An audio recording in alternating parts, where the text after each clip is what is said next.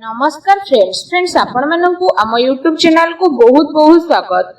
आज वीडियो आपण बहुत ही खास हेबाकु जाउची कारण एबे हमें जानिबा कि आगामी ए 4 मास रे आपणकर जीवन रे कोन सब बड़ बड़ परिवर्तन हेबाकु जाउची एवं केउ सब सुख सुविधा आपण प्राप्त करिबाकु जाउछंती आउ कोन सब आपणक जीवन रे घटिबाकु जाउची आउ आपणकु कोन शुभ फल कोन अशुभ फल मध्ये मिलिबो ता सहित आपण माने जानिबे आपणकर स्वास्थ्य शिक्षा प्रेम जीवन वैवाहिक जीवन भाग्य क्यारियर एवं व्यापार वाणिज्य विषय में डिटेल्स रे जानिबा एवं ए सब मास मानकरे आपणकर कोन सब अशुभ फल प्रदान हेउची आ प्रतिकार विषय रे मध्ये जानिबे। तेबे फ्रेंड्स जदि आपण मानकु कहिबो तो जदि वीडियो को आपण संपूर्ण शेष पर्यंत देखंतु चैनल को सब्सक्राइब करि नाहंती तो सब्सक्राइब करंतु और वीडियो को गोटे लाइक करंतु आ कमेंट बॉक्स रे जय जगन्नाथ बोली आपण अवश्य लिखंतु। तेबे फ्रेंड्स आसंतु आ देरी न करी जानिबा कि आपणक पई ए मास रे ग्रहंकर स्थिति किपरि रहिबो। जदि विशेष भाव में कहिबा हमर 12 गोटी राशि चक्र रे राशि रहिछि आ राशि चक्र रे विभिन्न प्रकार रो परिवर्तन हुए। जदि विशेष भाव में हमें कहिबा आगामी ए 4 मास रे आपणकर प्रथम स्थान रे गुरु बृहस्पति रहिबे द्वितीय स्थान रे शुक्रंक सहित सूर्य अवस्थान करिसेंती आपणकर तृतीय स्थान रे बुध जेहेतु अवस्थान करिसेंती आ पंचम स्थान रे केतु मध्ये विराजित होइकी अछंती आपणकर दशम स्थान रे शनि मध्ये विराजित होइकी रहिसेंती एकादश स्थान रे विशेष भाव रे राहु मध्ये रहिसेंती द्वादश स्थान रे मंगल विराजित होइकी रहिसेंती। तेबे फ्रेंड्स जदि एठी हमें आसंतु कहिबा आपण माननकु कि मास गुडी करे आपणकर स्वास्थ्य किपरि रहिबो। स्वास्थ्य रो गृह होउची प्रथम गृह एवं इम्यूनिटी सिस्टम रो गृह जेहेतु होई थाए तो निज गृह बा सेल्फ गृह होई थाए प्रथम गृह। तो प्रथम गृह रो अधिपति बा राशि रो अधिपति कर विशेष भाग रे शुक्रंकर द्वितीय घरे अवस्थान करिसेंती सूर्यंक सह अवस्थान करिसेंती तो मंगल सूर्य शुक्र राशि परिवर्तन करिवे किंतु आपणकर राहु केतु शनि कोनोसी राशि परिवर्तन करिवे नाही जो स्थान रे अवस्थान करिसेंती से स्थान रे ही रहिबे। तो आपणकर शुक्र विशेष भाव रे 7 तारिख को तृतीय घर को प्रवेश करिवे तापरे विशेष भाव रे आपणकर जीवन रे बड़ परिवर्तन आसीबो।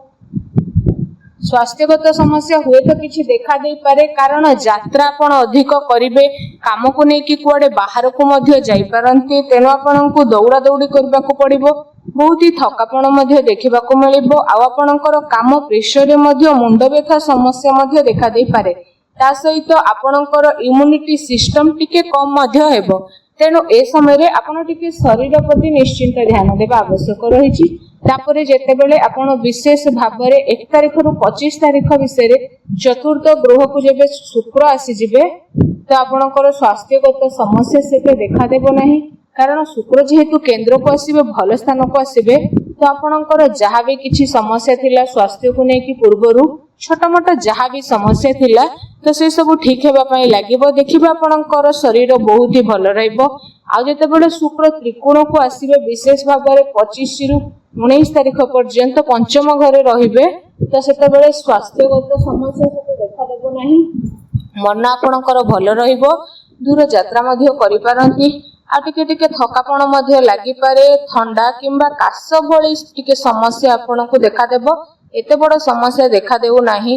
ता सहित जदि एठी हमें विशेष भाव रे कहबा 19 रु 13 तारिख रे षष्ठ गृह को जेबे शुक्र आसीबे तो स्वास्थ्य को नै सर्वोत्तम मास बोली मना जेबो कारण जहा भी स्वास्थ्यगत समस्या रहिथिला तो सब किछि दूर होई कि स्वास्थ्य बहुत ही भल रहिबो एवं स्वास्थ्य रे सुधार मध्ये आसीबो। जदि भी किछि समस्या थिला स्वास्थ्य को नै कि चिंता रे रहउथिले तो स्थिति बहुत ही भल रहिबो। आपण आदे भी व्यस्त हुअंतु नाही स्वास्थ्य को नै कि एबे आसंतु जानि नेबा ए 4 मास आपणकर शिक्षा क्षेत्र किपरि रहिबो। शिक्षा क्षेत्र रो गृह हेउछि पंचम गृह तो पंचम रो अधिपति हेउछंती बुध बुधंकर राशि परिवर्तन हेबो वर्तमान बुध तृतीय स्थान रे रहिछंती परे चतुर्थ परे पंचम एमिति गोचर करिवे किंतु पंचम स्थान रे वर्तमान जेहेतु केतु रहिछंती तो तांकर कोनोसी राशि परिवर्तन हेबो नाही ବହୁ ଦିନ ଧରି ରହିଛନ୍ତି ପଞ୍ଚମ ସ୍ଥାନରେ ଆଉ ବହୁ ଦିନ ପରେ ମଧ୍ୟ ସେ ରହିବେ ପଞ୍ଚମ ସ୍ଥାନରେ। ତ କେତୁ ହେଉଛନ୍ତି ଯେହେତୁ ଛାୟା ଗ୍ରହ, ଅତୁତ ଗ୍ରହ, ପାପୀ ଗ୍ରହ ବୋଲି ମଧ୍ୟ ଯାହାକୁ ମନାଯାଏ, ତ ଆପଣଙ୍କର ମନକୁ ସବୁବେଳେ ସେ ଭଟକେଇବେ। ଆପଣଙ୍କର ମନ ପାଠ ପଢାରେ ଲାଗିବନି, ମନ ଇଆଡେ ସିଆଡେ ଲାଗିବ। ଆପଣଙ୍କର କୌଣସି କାର୍ଯ୍ୟରେ ମନ ଲାଗିବନି, ବିଶେଷ ଭାବରେ ପାଠକୁ ନେଇକି। ଯଦି କିଛି ବି ଡିସିସନ ନେବେ ତ ସେ ଡିସିସନ ଆପଣଙ୍କର ଭୁଲ ହେବ। ତ କେତୁ ପଞ୍ଚମ ଘରେ ବସିବା ମାନେ ଆପଣଙ୍କ ପାଇଁ ସେତେ ଭଲ ନୁହଁ। କିନ୍ତୁ କେତେବେଳେ ଆପଣଙ୍କର ଭଲ ହେବ କି ଯେତେବେଳେ ବିଶେଷ ଭାବରେ 15 ରୁ 16 ଭିତରେ ସ୍ଥିତି ଆପଣଙ୍କର ଭଲ ରହିବ। ପାଠ ପଢାକୁ ନେଇକି ଯାହା ବି କିଛି ନା କିଛି ଭଲ ଦେଖାଦେବ। ଆପଣ କିଛି ଆଡମିସନ ନେବାକୁ ଚାହୁଁଛନ୍ତି ବା କିଛି ଡିସିସନ ନେବାକୁ ଚାହୁଁଛନ୍ତି ବା ପାଠରେ କିଛି ଗୋଟେ ଉନ୍ନତି କରିବା ପାଇଁ ଚାହୁଁଛନ୍ତି କିମ୍ବା ପରିବର୍ତ୍ତନ ମଧ୍ୟ କରିବାକୁ ଚାହୁଁଛନ୍ତି ପାଠକୁ ନେଇକି ବିଶେଷ ଭାବରେ, ବା ଏକ୍ଜାମ ଅଛି, ତ ଏ ସମୟରେ ସ୍ଥିତି ଆପଣଙ୍କ ପାଇଁ ବହୁତ ଭଲ ରହିବ। କାରଣ ସୂର୍ଯ୍ୟ ଆପଣଙ୍କର ଚତୁର୍ଥ ପଞ୍ଚମ ଗ୍ରହରେ ରହିବେ।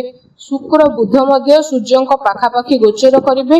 ତ ଆପଣଙ୍କ ପାଇଁ ବହୁତ ହି ଭଲ ହେବ ସେ ସମୟ ଅବଧି ମଧ୍ୟରେ। କିନ୍ତୁ କେତୁ ଆପଣଙ୍କର ପଞ୍ଚମ ଗୃହରେ ଅଛନ୍ତି ମାନେ ସେ ଯାହା ହେଲେ ବି ଆପଣଙ୍କର ପାଠ ପଢାକୁ ନେଇକି କିଛି ନା କିଛି ସମସ୍ୟା ଦେଖାଦେବେ।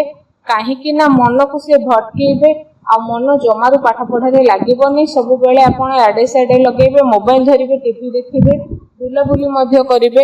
ତ ଏମିତି ଆପଣ କରିପାରନ୍ତି, କିନ୍ତୁ ନିଜ ଉପରେ ଟିକେ ଧ୍ୟାନ ଦିଅନ୍ତୁ ଯେମିତି ପାଠ ପଢାରେ ଆପଣ ଭଲ ଭାବରେ ଫୋକସ କରିବେ। ସେଥିପ୍ରତି ଆପଣ ନିଜ ଉପରେ ଟିକେ ଧ୍ୟାନ ରଖନ୍ତୁ। ଏହା ସହିତ ଏବେ ଆସନ୍ତୁ ଜାଣିବା ଆପଣଙ୍କର ପ୍ରେମ ଜୀବନ ଏ 4 ମାସରେ କିପରି ରହିବ। ତ ପ୍ରେମ ଜୀବନର ଗୃହ ପଞ୍ଚମ ଗୃହ ହୋଇଥାଏ। ଆଉ ଶିକ୍ଷା କ୍ଷେତ୍ରର ଗୃହ ମଧ୍ୟ ପଞ୍ଚମ କହିଲୁ, କିନ୍ତୁ ପ୍ରେମର ଗୃହ ମଧ୍ୟ ପଞ୍ଚମ ଗ୍ରହ ହୋଇଥାଏ। ତ ପଞ୍ଚମ ଗୃହରେ ଏବେ କେତୁ ଅଛନ୍ତି। ତ କେତୁଙ୍କର କୌଣସି ରାଶି ପରିବର୍ତ୍ତନ ହେବ ନାହିଁ, ପଞ୍ଚମ ଘରରେ ବିରାଜିତ ହୋଇକି ଅଛନ୍ତି ଆଉ ରହିବେ। ତେଣୁ କେତୁ ଯେହେତୁ ଆପଣଙ୍କର ଛାୟା ଗ୍ରହ ଅଟନ୍ତି, ଅତୁତ ଗ୍ରହ ଅଟନ୍ତି, ତ ଆପଣଙ୍କ ମନକୁ ଭଟକେଇବେ ଏବଂ ଆପଣ ଯେତେ ବି ଭଲ କାମ କଲେ, ଠିକ କାର୍ଯ୍ୟ କରିଥିଲେ ମଧ୍ୟ ସେଥିରୁ କମି ବାହାର କରିଥାନ୍ତି। ମାନେ ଆପଣ ଆପଣଙ୍କର ଜୀବନ ସାଥୀ ଯିଏ ରହିଲେ ତାଙ୍କ ସହିତ ଯେତେ ଭଲରେ ଟାଇମ ସ୍ପେଣ୍ଡ କରନ୍ତୁ, ଯେତେ ତାଙ୍କୁ ଖୁସିରେ ରଖିବାକୁ ଚେଷ୍ଟା କରନ୍ତୁ, କିନ୍ତୁ ସେ ଆପଣଙ୍କର କମିକୁ ବାହାର କରିବେ, ଆପଣଙ୍କର ଦୁର୍ଗୁଣ କହିବେ। ତା ସହିତ ଏଇଟା ଦେଲେନି, ସେଇଟା ଦେଲେନି, ଏ ଟାଇପର କଥାବାର୍ତ୍ତା ମଧ୍ୟ ସେ କରିବେ। କାରଣ ଯେହେତୁ କେତୁ ପଞ୍ଚମରେ ରହିଛନ୍ତି ତ ମନ ଅଶାନ୍ତି ରହିବ। କୌଣସି କାର୍ଯ୍ୟରେ ଆପଣଙ୍କର ସନ୍ତୋଷ ଭାବ ଆସିବ ନାହିଁ, ସବୁବେଳେ ଅଶାନ୍ତିରେ ରହିବେ। ଆଉ ପ୍ରେମ ଜୀବନରେ ସନ୍ଦେହ ମଧ୍ୟ ବୃଦ୍ଧି ହେବ। ତ ସନ୍ଦେହ କରିବାରେ ଆପଣ ଲାଗିଯିବେ। ଆଉ ଦୁଇ ଜଣଙ୍କ ଭିତରେ ଛୋଟ ମୋଟ କଥାକୁ ନେଇ ମନ ମତାନ୍ତର ଦେଖିବାକୁ ମିଳେ। ତ ସବୁ ମାସ କଣ ଆପଣଙ୍କର ଖରାପ ରହିବ? କେତୁ ଯେହେତୁ ପଞ୍ଚମରେ ରହିଛନ୍ତି ତ ସବୁଦିନ କଣ ଖରାପରେ ରହିବ? ନାହିଁ, ଆପଣଙ୍କର ସେତେବେଳେ ଭଲ ହେବ ଯେତେବେଳେ ବୁଧ ଏବଂ ଶୁକ୍ର ବିଶେଷ ଭାବରେ 1 ତାରିଖ ପରେ ଆପଣଙ୍କ ଚତୁର୍ଥ ଗୃହକୁ ଆସିବେ। ତ ସେତେବେଳେ ସ୍ଥିତି ଆପଣଙ୍କର ବହୁତ ଭଲ ରହିବ। ସେତେ ଖରାପ ନୁହଁ, ଭଲ ରହିବ। ଯାହା ବି କିଛି ସମସ୍ୟା ଥିଲା ସବୁ ଠିକ ହେବ। କିନ୍ତୁ ତା ପୂର୍ବରୁ ଆପଣଙ୍କୁ ଟିକେ ଧ୍ୟାନ ଦେବାକୁ ପଡିବ, ଯେମିତିକି ଆପଣ ଦୁଇ ଜଣଙ୍କ ଭିତରେ ସେମିତି ମନ ମତାନ୍ତର ନ ହେଉ, କଥାବାର୍ତ୍ତା ଯେମିତି ବନ୍ଦ ନ ହେଇଯାଉ। ଝଗଡା ଝାଟି ଯେତେ ବି ହଉ କଥାବାର୍ତ୍ତା ନ ବନ୍ଦ କରିବା ପାଇଁ। ଯଦି ବି ବନ୍ଦ କରୁଛନ୍ତି ଆପଣ, ତ ଆପଣଙ୍କର ବହୁତ ସମସ୍ୟା ଆଗକୁ ମାଡି ଆସିବ। ତ ଆପଣ ଚେଷ୍ଟା କରିବେ ଏସବୁ ପ୍ରତି ଧ୍ୟାନ ଦେବା ପାଇଁ। ଆଉ ଶନି ଆପଣଙ୍କର ପଞ୍ଚମ ଗୃହକୁ ଦୃଷ୍ଟି ଯେହେତୁ ଦେଉନାହାନ୍ତି, ରାହୁ ପଞ୍ଚମ ଗୃହକୁ ଯେହେତୁ ଦୃଷ୍ଟି ଦେଉଛନ୍ତି, ତ ମନରେ ନିଶ୍ଚିନ୍ତ ଭାବରେ ସନ୍ଦେହ ଆସିବ, ସନ୍ଦେହର ବୃଦ୍ଧି ଘଟିବ। ତ ସେଥିପ୍ରତି ଧ୍ୟାନ ଦେବା ନିହାତି ଆବଶ୍ୟକ, ବିଶେଷ ଭାବରେ 1 ତାରିଖ ପୂର୍ବରୁ। ଏହାପରେ ବୁଧ ଯେତେବେଳେ ଚତୁର୍ଥ ଗୃହକୁ ଆସିବେ ଆଉ ପଞ୍ଚମ ଗୃହକୁ ଯିବେ, ତ ଆପଣଙ୍କ ପାଇଁ ବହୁତ ଭଲ ସମୟ ରହିବ। ପ୍ରେମ ଜୀବନରେ ସମସ୍ୟା ଟିକେ ଟିକେ କମିବାରେ ମଧ୍ୟ ଲାଗିବ, କିନ୍ତୁ ସେ ସମୟ ଭଲ ରହିଛି। ବାସ୍ ଏସବୁ 4 ମାସରେ ଦେଖିବାକୁ ଗଲେ ବିଶେଷ ଭାବରେ ଆପଣଙ୍କର ମିଶ୍ରିତ ଫଳ ପ୍ରଦାନ କରୁଛି। ତ ବିଶେଷ ଭାବରେ ଏ ସମୟ ଅବଧି ଆପଣଙ୍କ ପାଇଁ କିଛି ସମୟରେ ଭଲ, ତ କିଛି ସମୟରେ ଛୋଟ ମୋଟ ସମସ୍ୟା ଦେଖା ଦେଉଛି କେତୁଙ୍କ ପାଇଁ। କାରଣ କେତୁ ଯେହେତୁ ପଞ୍ଚମ ସ୍ଥାନରେ ରହିଛନ୍ତି, ତ ସେ ଯେତେ ଭଲ ଆପଣ ହେଲେ ମଧ୍ୟ ଆପଣଙ୍କର ଖରାପ ହିଁ ଖରାପ କରେଇବେ ଓ ମନକୁ ଆପଣଙ୍କର ସନ୍ଦେହ ମଧ୍ୟ ଆଣିବେ। ତ ସେଥିପ୍ରତି ଆପଣ ଧ୍ୟାନ ଦେବା ନିହାତି ଆବଶ୍ୟକତା ରହିଛି। ତେବେ ଫ୍ରେଣ୍ଡସ୍, ଏବେ ଆସନ୍ତୁ ଜାଣିବା କି ଆପଣଙ୍କ ପାଇଁ କଣ ସବୁ ପ୍ରତିକାର ରହିଛି। ତ ବିଶେଷ ଭାବରେ ଯଦି ପ୍ରତିକାର ବିଷୟରେ ଆମେ ଆପଣଙ୍କୁ କହିବୁ, आपण बिजनेस रे नुआ इन्वेस्टमेंट करबा को चाहूतिले आपण गाई माननकु किछि खाइबा को दियंतु ता सहित आपण माँ बापांकर सेवा करंतु एहा सब क्रोध ठारू सर्वप्रथम दूरेई के रुहंतु स्थिति आपणक पई बहुत भलो रहइबो। वीडियो केमती लागला कमेंट करके जणातु। चैनल रे नुआ आस्थिले चैनल को सब्सक्राइब करंतु। धन्यवाद।